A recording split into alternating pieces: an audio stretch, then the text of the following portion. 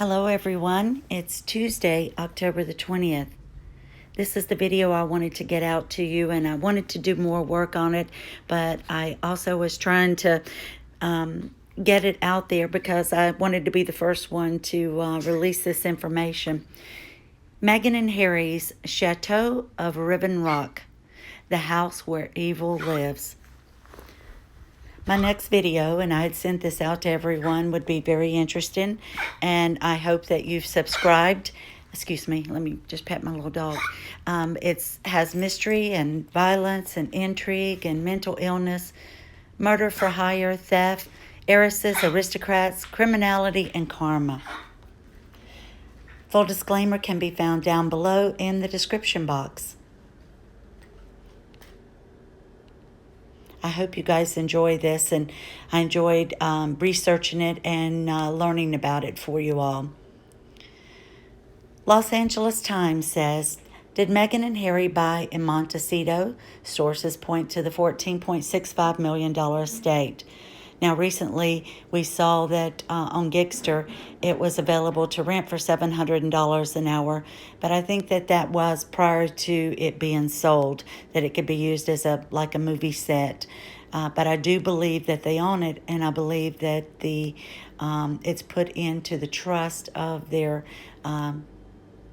business or foundation, whatever you want to call it there.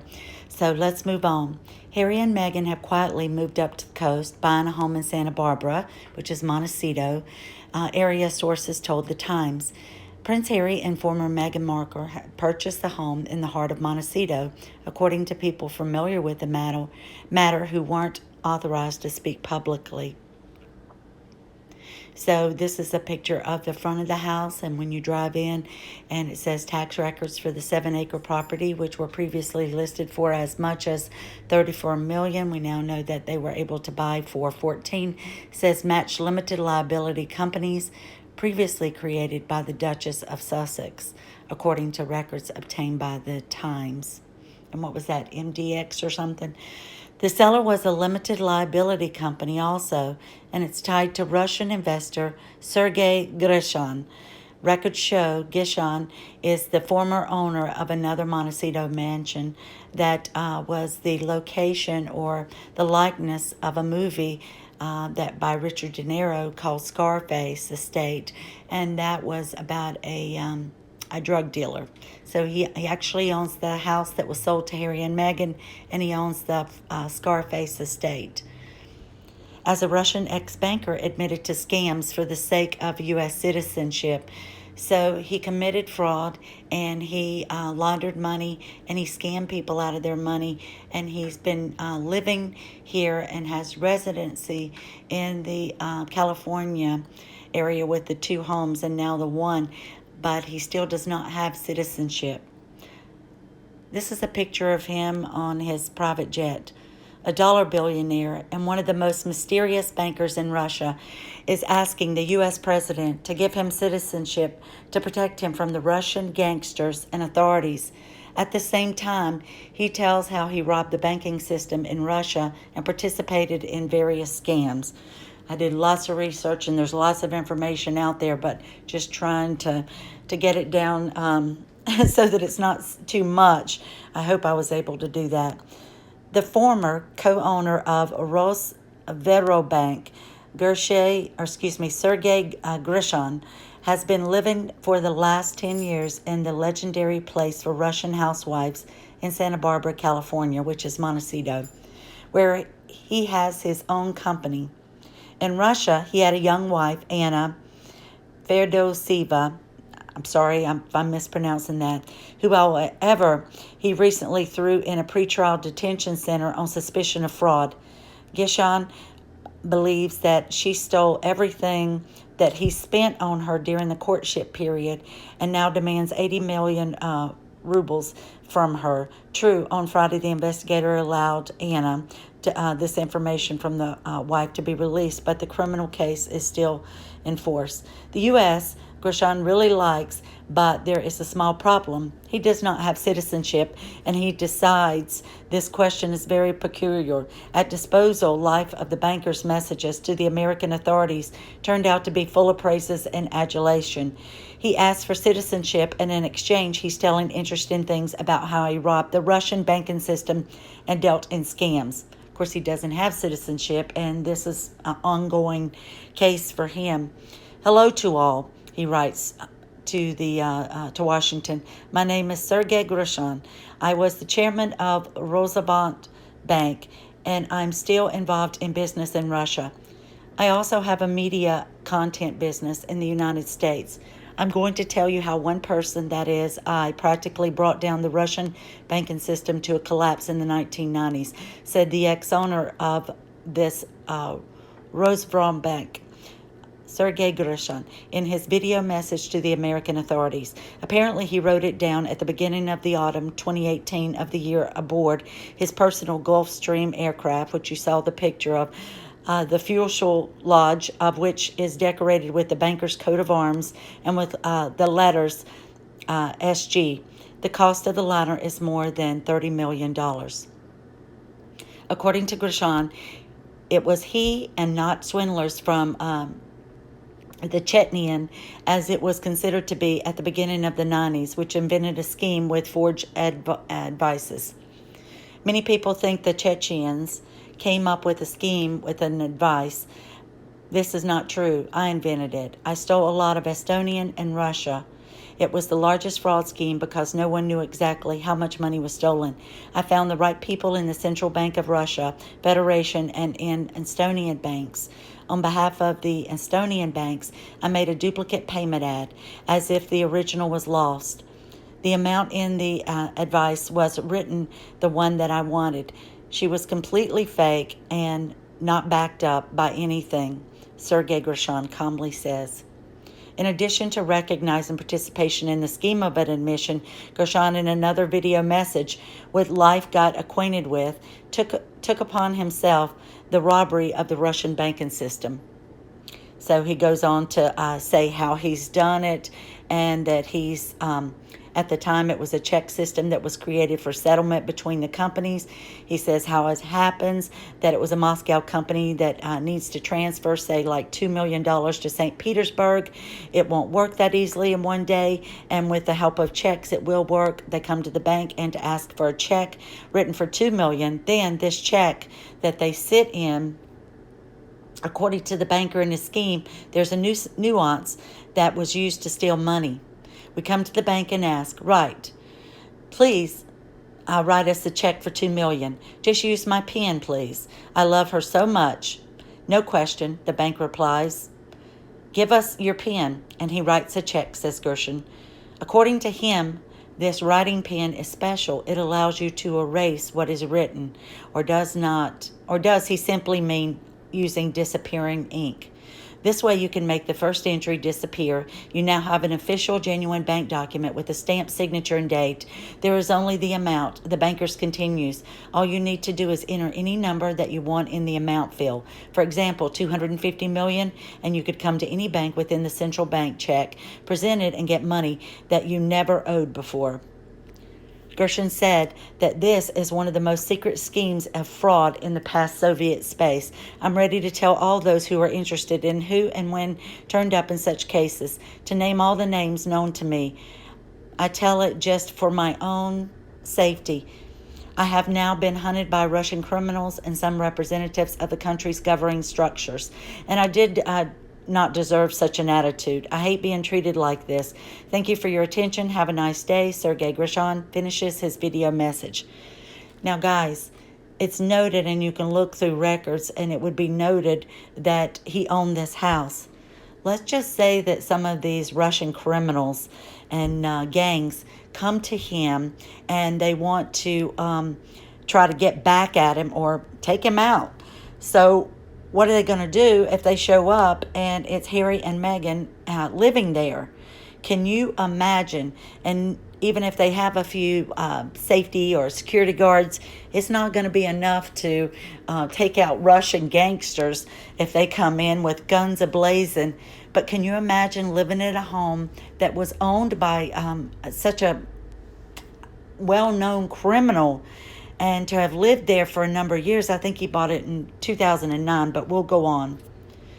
The center's experts believe that the Roosevelt Bank of the times of Sergey Grisham was actively involved in the scheme of laundering Russian money through Moldova and Latvia, which OCCRP called a laundromat, from the English laundry. The OCCRP believes that according to the scheme, more than 20 billion were bred from Russia through Moldova and Latvia. Sorry, I'm saying it wrong. I'm sure I'll get that. 700 billion rubles at the average exchange rate of those years. Grisham, according to Life, is an investor in Facebook, in Groupon, and Farmville, which is a kid's game. Now you can imagine. So he's in with Facebook, who was censoring the release of information on presidential candidate Joe Biden's son, with the money that he was getting paid from the Ukraine to sit on a board, and this ended up being in the millions, and it was all fueled by funding that came from the U.S. But so anyway, Facebook, Twitter, and all them tried to shut him down and suspend accounts and remove it from the internet. Okay, let's go ahead and go on. In another post, Sergey Grisham warns U.S. authorities about the danger and says he can help. Mr. President, I have something very important to tell you. I did a very deep research. I spent $500,000 out of my own money, and now I can assure you this country, the lives of its citizens, a peaceful life, and reputation are under threat. I am ready to send details tonight via FedEx, and if I can ask for something in return, it would be U.S. citizenship for myself and my wife. This country is my real homeland, but by stupid mistake, I was born and raised in Russia, writes the ex-banker Grisham. I don't think the U.S. is going to be helping this guy. He's a criminal. In Russia, Grisham had trouble with his wife, Anna, and I won't try to say the last name. The banker now shares property with her, filed a lawsuit for divorce with the court, and accused her of fraud. It was according to Grisham's statement against his wife, Anna, that had a criminal case, was indicted in Moscow on November the 19th in the morning. 7 were searched in one of the apartments of the house on Innovator Street, in which his wife, Grishana, stayed with a friend.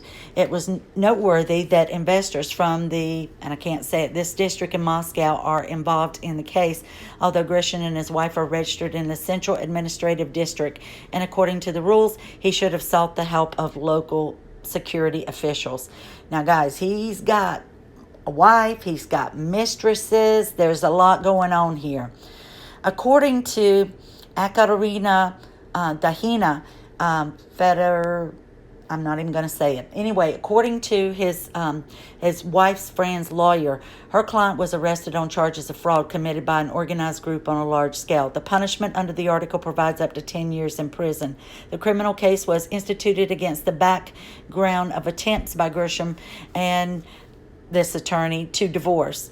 Grisham considered his gifts during the courtship period and during the marriage a result of fraudulent activities, and investigators opened a criminal case against her on the basis of Grisham's statement, says his lawyer. And what if if she's got money or jewels or things that are hidden, and that, excuse me, I'm sorry, I've got somebody coming in. But what if he has, if she has information that is hidden in that house, or valuables? Somebody might come out that house looking for that. But now has again filed a lawsuit with the Moscow court for a divorce, according to which the court decision is not yet. Therefore, the marriage is considered valid to this day, says the lawyer of Sergey. All right, and it says on November the 29th, 2018, Anna was released from jail. In the future, we will seek to initiate a criminal case against Grisham himself about a deliberately false denunciation from this lady, told Life. According to the lawyer, in one of the letters to his wife, Grisham wrote that he allegedly suffered from bipolar disorder and was taking medications. And in June 2018, Grisham met with his attorney to make peace and this woman, but during the conversation, he took out a gun and he threatened to shoot her. Then wrote a statement to the police, however, did not initiate a case. The protection of Anna notes that earlier Sergey Grisham demanded that his other car's jewelry be returned from his other women. So he had multiple mistresses. One of these last claims was considered by this, and I can't say the name of it, District Court of the Capital. However, the banker lost the process, and the Mercedes donated by Grisham for 6 million rubles remained with the mistress, said a lawyer. After 5 years ago, Sergey Grisham filed a similar lawsuit against his former wife, Anna, but then refused it. The protection of his wife assures that she will try to prove in the Moscow City Court that her husband has a mental disorder and that she should be dealt with by a psychiatrist. I have letters at my disposal in which Sergey Grisham writes, These three people have settled in my head, a small child, a middle-aged man, and a woodland, says Anna.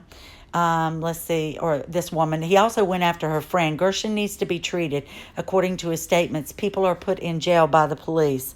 A lawyer confirms his friend and business partner, Fedorosiva, a U.S. Jennifer Salkis, she also received threats. And that was one of his wife's friends. He sent her various messages because of the business and friendly ties with his wife, and this was a business partner, which I perceived as threatening. In this regard, I appealed to law enforcement agencies of the United States and had already received an injunction to prevent him from approaching me. The story can get a criminal sequel. I am not the only Grisham entrant who received threats and similar offensive messages. Now, again, this was his wife's friend, Jennifer. This is a picture of him, guys, and LA Correspondent, and I can't say it, classics Russian novel, Crime and Punishment, regarded as one of the supreme achievements in world of literature, focus on the mental anguish and moral dilemma of a man who kills someone in cold blood simply for money.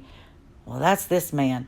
Los Angeles Russian billionaire Sergey Grisham, to the right, dubbed the Scarface oligarch because of his purchase of the Scarface mansion, was again supposed to be the home of a notorious drug dealer, and he ends up being shot multiple times, but he just lives in the owns the home. Grisham is a mysterious figure who keeps a very low profile, except when it comes to battling his ex-wife Anna and her business partner Jennifer. Grisham sued the two women for an alleged oral loan to make a low-budget movie, which he claims had to be repaid before filming commenced. They countersued and said, "We've previously written about Grisham's elaborate alleged death threats and promises that he will wait for years to implement his plans, including from beyond the grave." Guys, I mean, I can't put this would be 4 hours long if I put everything in, but just to give you an idea, on 11/6/2018, he says, "All of you will be living vegetables." On the same day, he says, "And good luck trying to interfere with me." The same day, another threat, "Even if I'm killed, everything I've already handed over to other agencies." And same day again, he says, "And it's not exactly legal." So he is doing all kinds of threats, but it gets worse. And their allegations are true. The secretive billionaires committed numerous crimes on U.S. soil and against an American citizen, and with a brazen contempt for American law. It appears that Grisham is untroubled by breaking the law, especially given his video confessionals and the detailed evidence which Grisham has not refuted, but he has now asserted his Fifth Amendment, his right to not to speak. He has also made news with his company announced that it procured $201 million in an insurance policy for an undisclosed Silicon Valley investor that was supposedly the world's largest life insurance policy ever. Grisham himself was later revealed as the Silicon Valley investor whose life was insured. So he takes out an insurance policy on his own life for $201 million. This man is crazy, and these were just some of the people that were supposed to be involved with his company. The three men strongly deny any wrongdoing. The case was eventually settled out of court according to court filings and ultimately dismissed. And there's Sergey on the left, and Dave Francis and Tim Pinkovic. It says that they're currently the president of Grisham's company, SG, Acquisitions, and trustee for Gersham's Bombardier jet. Israeli-American Dave Francis was the financier who helped Grisham procure the $200 million life insurance policy. The illegal arrest of Grisham's ex-wife.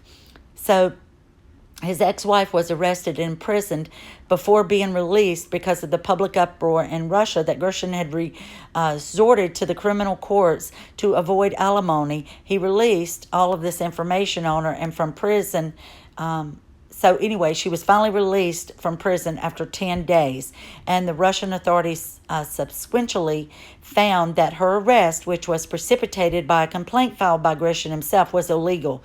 And then it says that she's also been able to produce text messages from Grisham that he will imprison her no matter the cost. So it says that Grisham and the alleged hitman audio. Perhaps the most chilling evidence presented by the two women in Grisham's alleged hitman audio were that he records himself saying that he wants to get rid of some people at a cost of 1 million euros per head. The official translations from the alleged hour-and-a-half long audio that Grisham recorded and sent to Fedorosiva's mother is attached here. Oh my goodness, I mean, this just goes on and on. So he was going to kill anybody that had wronged him. He was probably going to pretend like he had killed himself if he had that $201 million life insurance policy. So these are some of the alleged crimes that he's committed in the U.S., and I'll just go and give you the heading of it. Stalking, that he engaged in stalking and cyber stalking in violations of temporary and permanent restraining orders. Death threats to his ex-wife and her business partner. Numerous threats of bodily harm. Attempted murder, where he alleges that Grisham attempted to murder her while they were married residents of California, living in that house that Harry and Meghan live in. But while both were temporarily in Moscow, attempted murder may be prosecuted under the penal code. Federal crimes that he had violated on or about March of 2018, where he input her name and passport information into a Department of Homeland Security database and falsely stated under penalty of perjury that he had her consent in order to obtain her travel records. So he goes and gets the travel records of his ex-wife and then puts her on alert for the Department of Homeland Security. And this is two of his messages. Fedorosiva, I don't care about your petition to an American court regarding your labored restraining order. You are physically located in bum blank, Egypt, with the other blank, while I am flying over the Atlantic. But the supreme law of the United States, the Constitution, the law of the land, so go blank yourself. And don't forget now that we are in a civil court. At the earliest opportunity, I will strive to start the case in the criminal justice system. In America, it's not easy at all. But I will, my word to you. I rule everything. Remember that. To every one of all of you people and their lawyers. And you know me at least a little bit. My advice is to hire the best of the best to fight me. It's going to be expensive. But here, there is no way. You may have heard him referred to as an oligarch, and I know in the Ukraine case they're talking about the people of Burisma and the oligarchs that are in charge. These are the corrupt Ukrainians. Well, he's a corrupt Russian. So an oligarch is a ruler in an oligarchy, and especially in Russia, a very rich business leader with a great deal of political influence. What's an oligarchy? It is a form of power structure in which power rests with a small number of people. These people may be distinguished by nobility, wealth, education, corporate, religious, political, or military control. Such states are often controlled by families who pass their influence from one generation to the next. But inheritance is not a necessary condition of oligarchy. Throughout history, oligarchs have been tyrannical, relying on public obedience or oppression to be able to exist. And I read this, Yankee Wally had reblogged this, and it was from the Cat with the Emerald Tiara. Whew. All right, with the LLC, and this is about Harry and Meghan's house, owning the house and it being available to rent. Anytime H&M do a Zoom call from it, it can be written off on their taxes.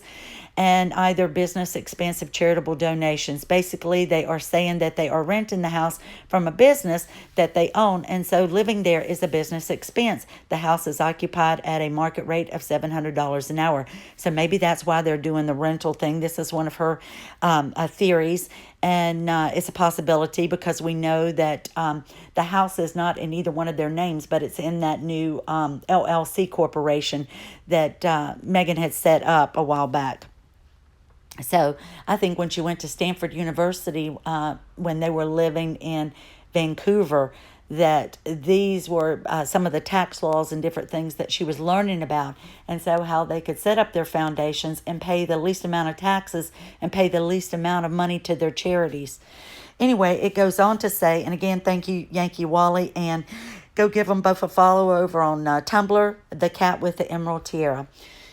Okay, deduct from their personal incomes if they aren't paying. It's a charitable donation that the company can write off on its taxes. Sneaky and unethical, though unfortunately legal, it's how rich people avoid paying taxes, claiming everything is a business expense. Even their mortgage is a business expense because it's owned by a company. This also includes the furniture, the upkeep, the house. All business expenses are deductible because the house is listed for commercial rent. Unbelievable, guys. And this is Scarface. This is the movie I was telling you about, that this Russian oligarch Sergey owns the house. But this was just a picture from the movie. And again, the front of the house. Now, the house is called Chateau of Riven Rock. And I've got some other pictures that I hadn't seen. And I'm hoping that some of these will be new for you.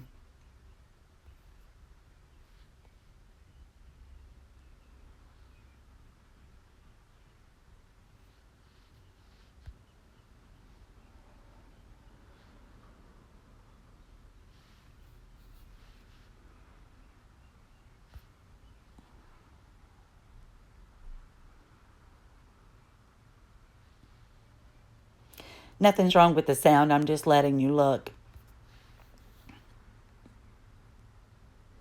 Movie room, wine cellar, bedrooms. Downstairs, game rooms. And we know that at the very bottom is the little cottage that's used for meditation, or it could be used for a guest house.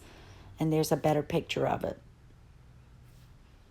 I think it's what that we say it was, 7 acres. Unbelievable. There's the gym with the stripper pole right in dead center. Another picture of this. It's supposed to be French country is the decor. And if you want to write Harry or Meghan a letter, here's their address, the Chateau of Riven Rock. And they're on Rockbridge Road, Montecito, California. The tycoon who built Harry and Meghan's, and that's on the public domain, guys, and that was with this information. I didn't go out and specifically look it up. The tycoon who built Harry and Meghan's £11 million new home has revealed the lavish details behind the mansion. Now, Sergey was the second owner, and this is the guy, multi-millionaire businessman Terry Cunningham, 61, bought the 5.4 acres of spectacular land and his wife Randy an exclusive Montecito back in 1999. They spent 4 years building the 14,463 square foot property called the Chateau of Riven Rock. So these are some of the costs that has been said that they might have to incur. We don't know, and doesn't mean that they've hired all these people. But mortgage reported $7.2 million pound loan on the mansion, repayable at over 30 years. Repayment of Frogmore Cottage refurbished cost $216, and I still don't believe they've paid that. I believe it was put out by their PR because Netflix told them to clean up their reputation. What if you were getting property taxes? 102,300 pounds, or 1% of the house sale price of 11.23 million pounds. And 6 security guards, ex-military, former police officers, could cost in the neighborhood of £750,000.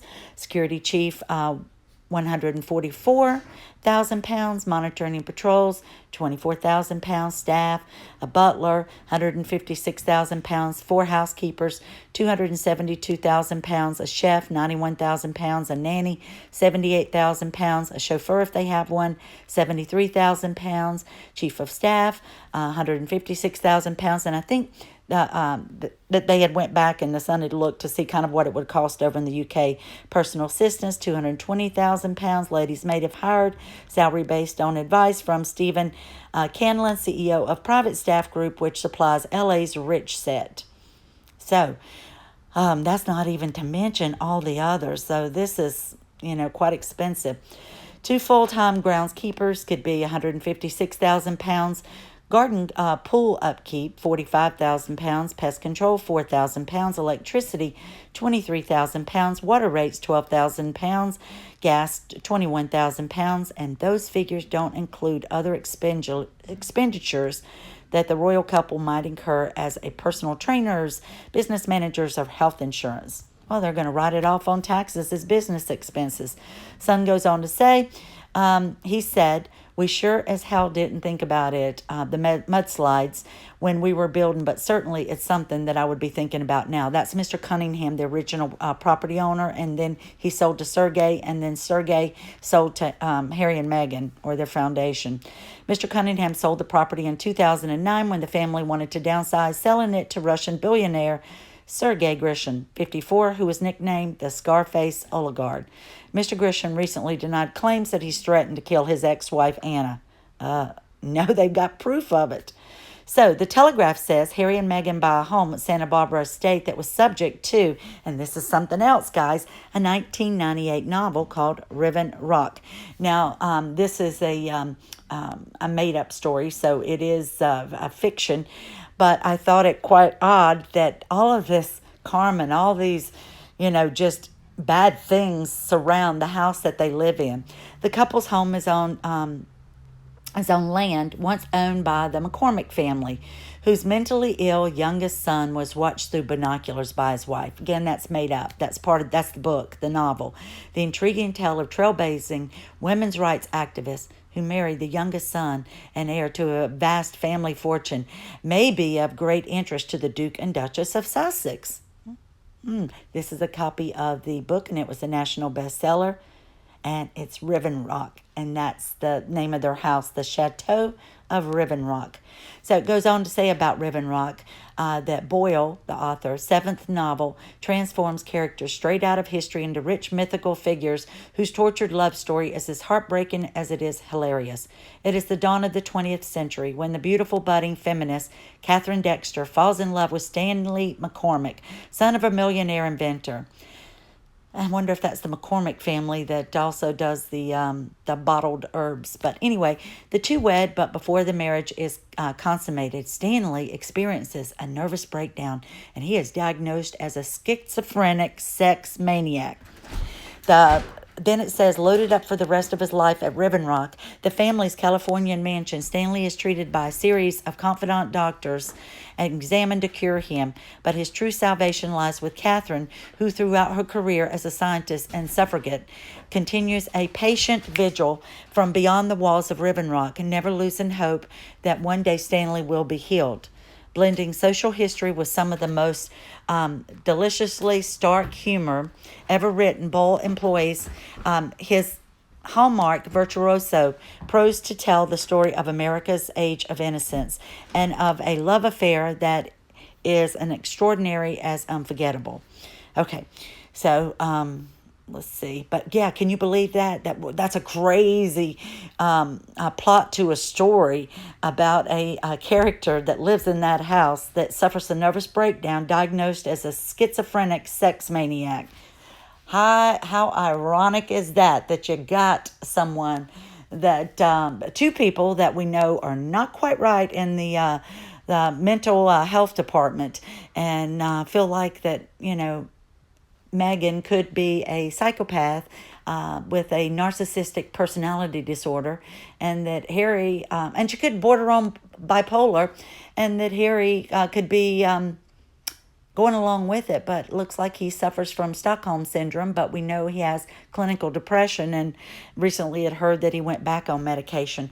But I just thought, is this not the craziest thing? I don't know that I would want to live in a house where people with armed weapons could come in at any time and think that Sergey still lives there, or that his wife lives there, and come tear our house apart or look through the safes to see if any of his fortune is being hidden there. Or heck, who knows what could be buried in the backyard or under little Archie's playground. Or who knows, maybe there's bodies under the tennis court. I just thought this was crazy. But anyway, let me give you a couple of comments from viewers. Thank you, Graham. And I partially covered up part of the people's names for the privacy. Meanness is a literal slap in the face to life, and we know that Meghan is mean and that she's cruel and hateful and doesn't care who she hurts. It hits where your heart and soul lives. It hits in your brain to those cells that stores learning to say please and thank you. It hits where your mom's kissed your boo-boo to make the okie go away, the alky. It hits where you looked at your family together and realized that a wonderful group of people that you belong to, and I could go on, something such as color of our skin, our eyes, and our hair shouldn't define us, nor our religion, gender, money, politics should never hold us back or take away the freedoms of all people are born to. If you're angry, just say so, Meghan. Say why, and do not say you keep me, let me say that again. If you're angry, say so. Say why, but do not say you keep me from, you took from me, and you won't give me. Because it's easy for me to say these things. I was never denied my rights and freedoms, but I never took anyone's from them. Talk, get angry at what you may see as unfair. Explain, don't complain. I'm white, I'm no better, no worse. The most I've had to suffer was living in a coal mine patch and where we had an outhouse in the backyard. We had a double one for my dad when he put toilet seats on. That was nothing at all. So I can't even begin to understand, and I won't pretend to. I'm old and getting older by the minute, and I don't want my years left to be filled with anger, hate, and fear. I want a better world, not just for my kids, but for my grandkids and everyone. I pray and hope we can hold this country together a while longer. What a beautiful thing that she wrote.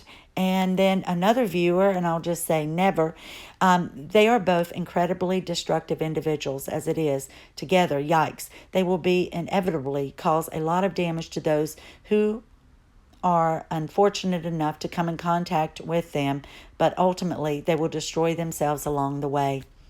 And guys, again, thank you for these comments. And another one says, she's already opened her big mouth so many times there's no going back. And that was saying that Meghan was going to scale back on the talk, the wokeness. Isn't it interesting that she was not looking at the camera but focused on her hands in the black and white photo? Why do they love using black and white pictures in a world with so many colors? Is it the early 1900s? And then that was from Tress. And then Yana says, it's either PR or she is running out of money. There is always a sinister agenda with Meghan, never to be trusted again, or she is playing nice before her hearing. I don't understand why she is advertising herself back as a royal. She is no longer royal, and she is triggering more drama. P.S. How inappropriate that she shows off the thousands of dollars that she is wearing, while the majority of us are in lockdown and wonder if we have jobs to go back to.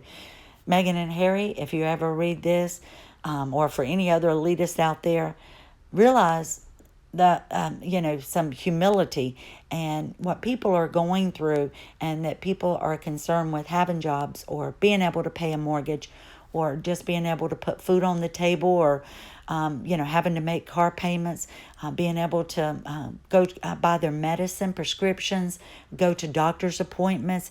Maybe there's car repairs or different things that people just don't have that extra money for now because whatever they had saved for a rainy day has been used up now. Well, in America, our government and our Democrats refuse to allow them to have a second relief payment sent out because they're trying to negotiate things for their political party and don't care about their constituents or what people's needs really are. I mean, this is it's just a sad situation. And one other, thank you, Tamara. The elitist pig is destroying our country after doing everything possible to cause pain in Britain.